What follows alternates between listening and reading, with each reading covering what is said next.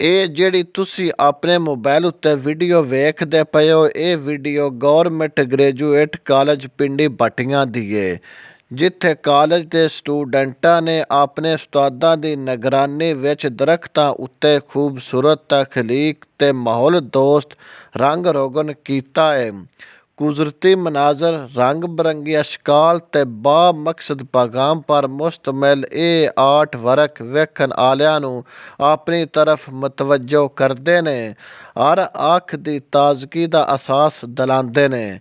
ਦਰਖਤਾਂ ਉੱਤੇ ਇਹ ਰੰਗ ਬਰੰਗੀ ਇੱਕ ਖਾਮੋਸ਼ ਮਗਰ ਤਾਕਤਵਰ ਪੈਗਾਮ ਦਿੰਦੇ ਨੇ ਕਿ ਇਹ ਦਰਖਤ ਜ਼ਿੰਦਗੀ ਹੈ ਤੇ ਸਾਫ਼ ਸੁਥਰਾ ਮਾਹੌਲ ਵਾਸਤੇ ਸ਼ਜਰਕਾਰੀ ਤੇ ਕੁਦਰਤ ਦੇ ਰੰਗ ਨੇ। ਇਸ ਮੌਕੇ ਉੱਤੇ ਪ੍ਰੋਫੈਸਰ ਸਾਨੂੰ ਦੱਸਦੇ ਨੇ, ਸਾਡਾ ਮਕਸਦ ਤਾਲਬ ਇਲਮਾਂ ਵਿੱਚ ਮਾਹੌਲ ਨਾਲ ਮੁਹੱਬਤ ਤੇ ਸ਼ਊਰ ਨੂੰ ਫਰੋਗ ਦੇਣਾ ਹੈ।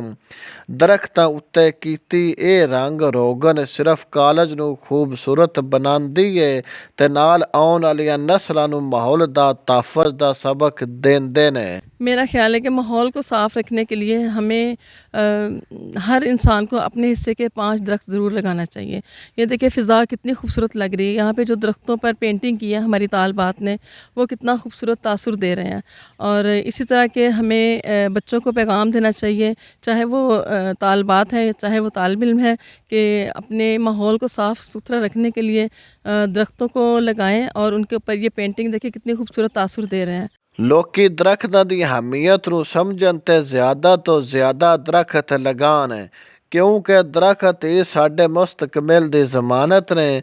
ਗੌਰਮੈਂਟ ਗ੍ਰੈਜੂਏਟ ਕਾਲਜ ਪਿੰਡੀ ਭੱਟੀਆਂ ਦੇ ਮਾਹੌਲ ਦੋਸਤ ਅਕਾਦਮਾਤ ਨਾ ਸਿਰਫ ਲਾਇਕ ਤਹਸੀਨ ਹੈ, ਨਾਲ ਹੋਰ ਵੀ ਤਲੀਮੀ ਅਦਾਰਿਆਂ ਵਾਸਤੇ ਇੱਕ ਮਿਸਾਲੀ ਤੇ ਮੁਅੱਸਰ ਕੁਨ ਮਿਸਾਲ ਬਣ ਚੁੱਕਿਆ ਹੈ।